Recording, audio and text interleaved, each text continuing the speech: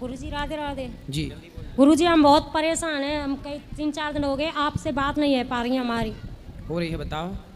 गुरुजी हमारी 20 साल शादी हो गई, हमारे पति ने दूसरी लेडीज से संबंध बना लिया, हमारे 2 बच्चे हैं, एक बेटा एक बेटी। हम अनपढ़ थे, हमारी बेटी ने हमको बताया था गुरुजी। अब इस उम्र में हम कहाँ जाएं, जब जाते हैं हमको 4 बार चले गए, हमको धक्के दे के घर से बाहर निकाल देता है। तो पति आपका उसी औरत के संग रहता है? उसी के साथ रहता है गुरुजी। तो वो औरत कहाँ की है, कौन है? वो मथुरा की है गुरुजी। अच्छा, तो वो पहले से आपको जानती थी, आप उसे जानते थे? नहीं, सब कुछ ठीक ठाक चल रहा था। नहीं, वो औरत को आप जानती थी पहले से? नहीं जानती थी गुरुजी, मेरे हाँ। बेटी ने बताई थी गुरुजी। तो पति कहाँ मिल गए उसको? मेरे पति बल्लमगढ़ में अपना मकान बनना है गुरुजी, भरतपुर की रहने वाली हूँ। उसी वहीं ससुराल है, वहीं पे पियर है भरतपुर में।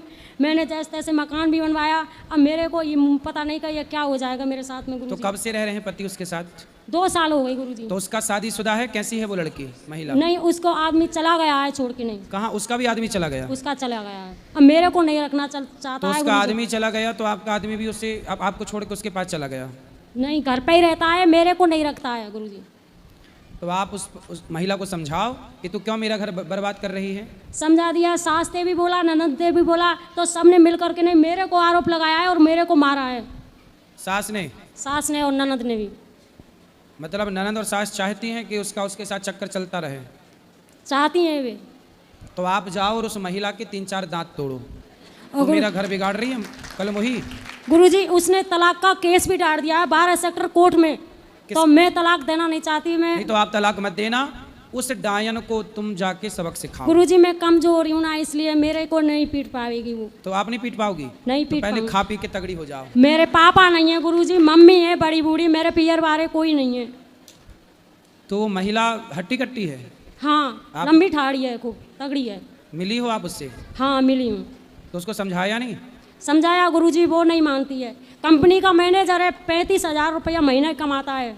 कौन? आपका पति? हाँ। और वो महिला? वो महिला भी कंपनी में लग रही है। उसी कंपनी में? दूसरी में वो निकलवा दी वहाँ से गुरुजी। तो मतलब अब जहाँ जिस कंपनी में वो महिला काम करती है उसी कंपनी में पति काम करते हैं? हाँ। तो कंपनी एक हो गई है। तो गुरुजी मेरे को पता नहीं था, मैं तो अनपढ़ थी गुरुजी। मेरी बेटी ने बताई थी, आज मेरे को बेटी खिलाफ हो गई। बेटी अपने पापा की तरफ चली गई, मेरे के साथ। तो बेटी बता के पापा की तरफ चली गई? कैसी बेटी है? बताओ गुरुजी, कैसी बेटी? 18 साल में बेटी चल रही है और 16 साल में बेटा चल रहा है मेरा। तो बेटी पापा की तरफ क्यों हो गई? मेरे पे पैसे होते तो मेरी तरफ हो जाती वो। अच्छा, बेटी को भी जो पैसा देगा है? हाँ, मुझ पे पैसे नहीं है तो मेरी तरफ काई को होगी? वो पढ़ाएगा लिखाएगा, मैं कहाँ से पैसे लाऊं? मैं खुद जान अपना पेट कैसे भर रही हूँ गुरुजी। देखो रिश्ते कितने स्वार्थी हो गए। क्यों गुरुजी? मेरे को पता बाप नहीं। भलो ना भैया, सबसे बड़ा रुपया। बेटी माँ को छोड़ के चली गई, उसका बाप, जबकि बेटी ने बताया, बेटी ने बताया कि माँ आपके मतलब धोखा दे रहे हैं पिताजी, और फिर पिता के साथ चली गई। वो पिता के साथ रह रही है। आपको छोड़ दिया? छोड़ दिया, बात भी नहीं करती है जहाँ तक दे। तो क्यों बात नहीं कर रही है? बात नहीं कर रही, ना बेटा ना बेटी, कोई भी नहीं कर रहा। बेटा भी बात नहीं करता? क्यों नहीं कर रहा है वो? 1 साल है गई मुझे पियर में रहते रहते। तो आप पियर में मत रहो ना, अपने पति के पास रहो। चली गई गुरुजी, परसों वहीं से आई हूँ। बिल्कुल पति की पतंग की पूंछ बन के रहो साथ में, जहाँ जहाँ जाओ वहीं जाओ। धक्के दे के घर से बाहर निकाल देता है, बहुत मार पीट करता है। तो बेटा रोकता नहीं है आपका? बेटी नहीं रोकता है, कोई नहीं है मेरा गुरुजी। तो पुलिस कंप्लेंट नहीं की? उसने ही की थी, तलाक का केस डाल दिया गुरुजी। तो पति हाँ, पति ने। पति आपको तलाक देना चाहते हैं? तलाक देना मैं नहीं देना चाहती, मैं तो अपने बच्चों के साथ रहना चाहती हूँ गुरुजी। पर आपके बच्चे भी तो दल बदलू हैं। बच्चे भी तो उसी की तरफ हो गए गुरुजी। पियर में कहाँ पे गुजारा करूंगी? मेरे पापा नहीं है, भाई नहीं है, मेरे एक माँ है बड़ी बूढ़ी। देखो वैसे तो आपके साथ जो हो रहा वो गलत है। आप या तो उस महिला को ठीक ठीक समझाओ, पुलिस कंप्लेंट करो, तलाक आप देना मत, क्योंकि भारतीय संस्कृति में तलाक का कोई विधान नहीं है। एक रास्ता तो ये है कि उसे, वो जो डायन तुम्हारे जीवन में घुस गई है, उस डायन को हटाया जाए। एक रास्ता ये है। दूसरा रास्ता ये है कि आप अपने मन को पूरी तरह से भगवान के चरणों में लगाओ। देखो आपने अपने बेटे को भी देख लिया कि वो भी स्वार्थी है, बेटी को भी देख लिया कि वो भी स्वार्थी है, पति को भी देख लिया। ये संसार के रिश्ते स्वार्थ से ही भरे पड़े हैं। स्वार्थ लाग करें सब प्रीति, सुर नर मुनि जन की यह रीति। अब आपके पास एक ऑप्शन है कि बढ़िया बेटा बेटी पति सबसे मन हटाओ और पूर्ण रूप से भगवान के चरणों में समर्पण कर दो। भगवान में मन लगाओ, इसी से आपका भला होगा, इसी से आपका कल्याण होगा, इसी से आपकी सदगति होगी। ये संसार के भोग विलास में जो पड़े हैं ये उलझ के अपना नाश ही करेंगे। कल्याण सबका भगवान ही करते हैं, इसलिए चित्त को भगवान के चरणों में लगाया जाए। ठीक है गुरुजी, अब मैं इस उम्र में कहाँ जाऊँ, मैं हम कहीं भगवान पे भी की नहीं शरण में छोड़े। रहो, माँ बाप के जहाँ भी आपको रह रहे हैं घर में रह के भगवान के आश्रित रहो बस। राधे राधे गुरुजी। जी मैं सोनभद्र से बिलोंग करती हूँ। गुरुजी, आज मैं बांके बिहारी से दर्शन करके आ रही थी, तो फिर कुछ बंदरों ने मेरा प्रसाद छीन के खा लिया। तो मेरा मन थोड़ा विचलित हो रहा था कि वो प्रसाद मैं पा नहीं सकी। तो गुरुजी इसके कोई लिए बात कुछ नहीं, बताएं। बंदर पा गए सही है, एक ही बात है, भगवान के स्वरूप में आके क्या पा जाएं सब सही है। ठीक है गुरुजी, राधे राधे। गुरु जी, और एक छोटा सा प्रश्न, जैसे हिरण्याक्ष धरती को कहीं दूर, हिरण्याक्ष हाँ हिरण्याक्ष जी, उन्होंने धरती को काफ़ी दूर उन्होंने स्थापित कर दिया था किसी समुद्र में। ठीक है, सही है। तो जैसे अगर साइंस की माने तो धरती अगर अपने एक्सिस से अगर दूर चले जाती है तो धरती पे या तो बहुत ज़्यादा गर्मी या तो बहुत ज़्यादा ठंडी हो सकती है। तो उस समय अगर हिरण्याक्ष धरती को दूर लेके गया तो उस समय धरती का वातावरण और कैसा था? हिरण्याक्ष किसे लेकर गया? पृथ्वी को। जी। पृथ्वी कौन? जैसे गंगा एक नदी है, पर गंगा एक स्त्री है जिनके साथ शांतनु ने विवाह किया और भीष्म पितामह बेटा हुए। अब बताओ, नदी का कोई बेटा हो सकता है? आप साइंस की भाषा कहो तो नदी का तो कोई बेटा नहीं हो सकता, लेकिन नदी गंगा के भीष्म पितामह पुत्र हैं कि नहीं? क्योंकि नदी के रूप में वो है, पर नदी नहीं है, वो है एक स्त्री है। उसी तरह पृथ्वी, ये पृथ्वी के रूप में तो है, पर पृथ्वी एक माता है। पृथ्वी को क्या बोलते हैं हम लोग? भारत माता। माता। तो पृथ्वी माता है, तो पृथ्वी जैसे गंगा अलग है, गंगा मैया से विवाह कर लिया शांतनु ने, उसी तरह पृथ्वी तो जहाँ की तहाँ थी। जो पृथ्वी का जो स्त्री रूप है, उस स्त्री रूप का हरण किया था हिरण्याक्ष ने, और भगवान ने मार करके उस पृथ्वी को आज़ाद किया था। धन्यवाद गुरुजी, क्लैरिफिकेशन। इसलिए आपने एक चीज़ और यहाँ सुनी होगी कि जब पृथ्वी पर पाप बढ़ता है तो पृथ्वी गाय का रूप बना करके भगवान के पास जाती है, ये कहने कि प्रभु पाप बढ़ गया, ठीक करो। अब पृथ्वी पूरी तो भगवान के पास नहीं जा सकती, पृथ्वी का जो अंश है, जैसे आपके शरीर में है, आप शरीर से हैं, जैसे इसका एक उदाहरण समझो। आज से लगभग 2500 साल पहले आद्य शंकराचार्य जी हुए हैं, उनके बारे में पढ़ना। आद्य शंकराचार्य जी से एक स्त्री ने प्रश्न कर दिया, मंडन मिश्र की पत्नी माता भारती ने, कि बताओ कि स्त्री के भीतर काम का वास कहाँ होता है?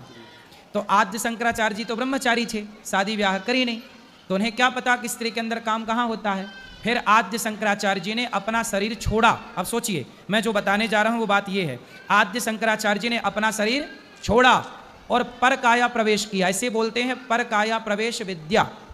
हमारे भारत में ऐसी भी विद्या थी जो पर काया प्रवेश, मतलब आद्य शंकराचार्य जी ने अपना शरीर छोड़ा, शिष्यों से कहा कि मेरे शरीर को संभाल के रखना, और वो दूसरे के शरीर में प्रवेश कर गए। एक राजा मर गया था, उस राजा के शरीर में प्रवेश कर गए।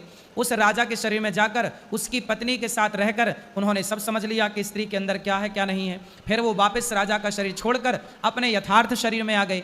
उसी तरह जैसे आद्य शंकराचार्य जी का एक शरीर पड़ा था और वो अपने शरीर को त्याग कर दूसरे शरीर में प्रवेश कर गए, ऐसे पृथ्वी तो जहाँ की तहाँ थी, पर पृथ्वी का एक शरीर निकल गया जिसे हिरण्याक्ष चुरा करके ले गया। वो समझो ये पूरी कथा, बात समझ में आई? जी गुरु जी। हाँ, ये पर काया प्रवेश। उसी तरह पृथ्वी अपनी जगह थी, पर पृथ्वी का जो आंशिक रूप था, जैसे रावण ने सीता को नहीं चुराया, छाया सीता को चुराया, ऐसे छाया पृथ्वी आप कह सकते हैं कि पृथ्वी का एक रूप था जिसे चुरा लिया हिरण्याक्ष ने। बाद में 12 भगवान ने उसे मारकर पृथ्वी को स्थापित किया। धन्यवाद गुरु जी। एक सेकंड, थोड़ा सा बैठा, बैठ जाओ, अभी बैठ, बोलो। आज के युग में एक व्यक्ति के जीवन में सबसे ज़्यादा क्या महत्व रखता है, चरित्र या धन? चरित्र ही कीमती है, धन क्या का, धन तो रावण के पास भी था। तो गुरु जी, जैसे आज चरित्र अगर सबसे ज़्यादा महत्व रखता है तो कुछ लोग धन के लिए चरित्रहीन क्यों हो रहे हैं? ये बात सही है कि पैसा लेकर के आदमी शरीर बेच रहा है जी। आजकल बिल्कुल शरीर बिकता है, पैसों में लोग खरीदते हैं। तो ये वो लोग हैं जो पैसे को महत्व देते हैं, इसलिए समाज में इनकी प्रतिष्ठा नहीं होती, समाज इन्हें अच्छा नहीं कहता, ये अच्छे नहीं होते जो पैसे के लिए बिक जाएं। अरे धर्मात्मा तो स्वधर्मे निधनम श्रेयः पर धर्मो भयावह। अपने धर्म में रह के मर जाना श्रेष्ठ है, पर अपने धर्म का कभी परित्याग नहीं करना चाहिए।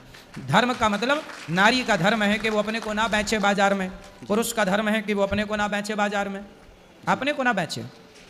धन्यवाद गुरुजी। धर्म यही है। अब लोग करते हैं बेटा वो अधर्म है। और गुरुजी जैसे भीष्म पितामह माइक पास में लो, थोड़ा जोर से बोलो। जैसे गुरुजी ने भीष्म पितामह ने बाणों की शैया पे लेटा, क्योंकि उन्होंने किसी जन्म में एक सांप को काट के ढेर में डाल दिया था। तो आज का व्यक्ति मुर्गा, मांस, मछली बहुत कुछ खाता है, तो उसका परिणाम क्या होगा?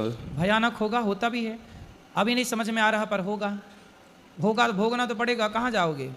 जी, जैसे उन्होंने छोटा सा बस सांप को दूर किया था। वो भीष्म पितामह के 21 जन्म पहले, कुछ लोग कहते हैं 100 जन्म पहले, पिछले किसी जन्म का पाप था, इस जन्म का नहीं था वो। जी जो आज आपने पाप किया वो किसी जन्म में भोगना पड़ता है। जी आज ही मिलेगा इसकी जरूरी नहीं है कि आज ही मिल जाएगा, मिलेगा जरूर, ये जरूर, अवश्य में भोक्तव्यम, मिलेगा। और गुरुजी जैसे अर्जुन को कृष्ण ने उनको पूरा भागवत सुनाया, उन्होंने गीता सुनाई। जी, गीता सुनाई। और फिर अर्जुन को लास्ट में अभिमान क्यों हुआ? उन्होंने बर्बरिक से ये क्यों पूछा कि सर्वश्रेष्ठ योद्धा कौन है? देखो, हमने आपको भागवत सुना दी, जी गीता सुना दी, पर ये गारंटी थोड़ी है कि आप गीता सुन के अभिमान नहीं करेंगे। जी अर्जुन ने गीता सुन ली, पर अभिमान किया बाद में, फिर उनका अभिमान चूर चूर हुआ, बाद में वो ठीक हो गए। तो अभिमान नहीं आना चाहिए। समाज के लिए मैसेज था कि अर्जुन का भी अभिमान होगा तो भगवान उनका भी घमंड चूर चूर कर देंगे, तो फिर हम और आप कौन हैं? इसलिए ये सब समाज के लिए मैसेज है। धन्यवाद गुरुजी। एक लास्ट क्वेश्चन है गुरुजी। जैसे हम आरती गाते हैं, आरती में कहते हैं पूत कपूत सुने हैं वरना माता सुनी कुमाता।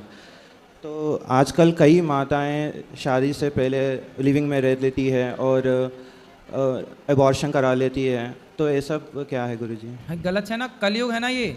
कलयुग में ये लाइनें भी झूठी सी पड़ रही हैं। कुपुत्रो जायते क्वचिदपि कुमाता न भवति, पूत कपूत सुने हैं परना माता सुनी कुमाता। लेकिन कलयुग में माता भी कुमाता सुनने में आई। कितनी माताएं हैं जो बच्चों को झाड़ियों में फेंक देती हैं, ये कुमाता ही तो हैं। कितनी माताएं हैं जो अपने एक बच्चे के साथ रहती हैं और दूसरे बच्चे को घर से निकाल बाहर करती हैं, कुछ एक रत्ती नहीं देती। बहुत सारे बच्चे आके मेरे पास रोते हैं, हमारे माँ बाप ने घर से निकाल दिया। बड़े बेटे के साथ रहती है या छोटे बेटे के साथ, उनका अच्छा है, लेकिन हमारे के साथ वो अच्छा व्यवहार नहीं करती। तो कलयुग है ना ये कौन सा युग है? ये युग का प्रभाव है। यहाँ माताएं भी अपने रास्ते से भटक गईं, कुछ, सब नहीं। धन्यवाद गुरुजी। राधे राधे। राधे राधे गुरुजी। जी जी जी, आपके चरणों में मेरा कोटि कोटि प्रणाम। खुश रहिए। गुरुजी, जब भगवान राम ने कुशा की चटाई से जयंत को, इंद्र के पुत्र को, 3 लोग 14 भुवन घुमाया था कुशा की चटाई से ब्रह्मास्त्र बना के, तो उन्हें रावण के पास लंका में जाके ही क्यों लड़ना पड़ा? वो वहीं से भी तो उनका वध कर सकते थे। बहुत बढ़िया सवाल है आपका।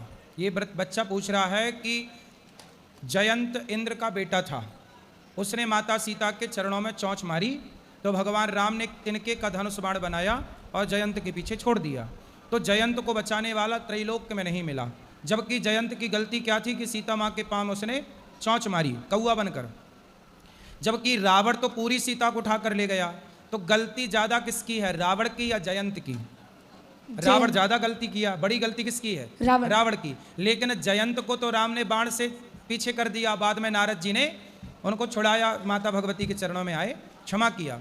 लेकिन रावण को भगवान ने एक भी बाण नहीं मारा, जबकि राम चाहते उसी क्षण एक बाण रावण के पीछे लगा देते तो रावण को भी बचाने वाला कोई त्रैलोक में नहीं होता।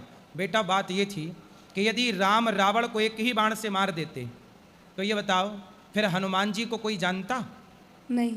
फिर शबरी को कोई जानता? नहीं। कोई विभीषण को जानता? नहीं। कोई सुग्रीव को जानता? नहीं। कोई गिलहरी को जानता? नहीं। कोई नलनील को जानता? नहीं गुरुजी। राम सेतु बनता? नो। इसलिए राम जो करते हैं उसके पीछे की लीला होती है, पूरी प्लानिंग होती है। सुनो, अभी लिए रहो माइक। राम ने रावण को तुरंत नहीं मारा, क्योंकि हनुमान जी को अभी यश बढ़ाना था, लंका जाएंगे, शबरी माँ पे कृपा होगी, है ना, सब पर कृपा करनी थी ना बेटा, सबका यश बढ़ाना था। भगवान की महिमा किससे है? भगवान की सुंदरता किससे है? अरे भक्तों से ही तो सुंदरता है। विभीषण जैसे भक्त ना होते तो कैसे पता चलता कि राम बड़े दयालु हैं, जो रावण के भाई को भी गले लगाते हैं। राम की दयालुता प्रकट हुई, शरणागति की विभीषण ने, तो पता चला कि राम बड़े दयालु हैं, है ना। तो ये राम की अपनी लीला को प्रकट करना था, भक्तों के यश को प्रकट करना था, इसलिए तुरंत रावण को नहीं मारा, आगे चल के रावण को मारा। बात समझ में आई? जी क्या गुरुजी। समझ में आया बताओ? गुरुजी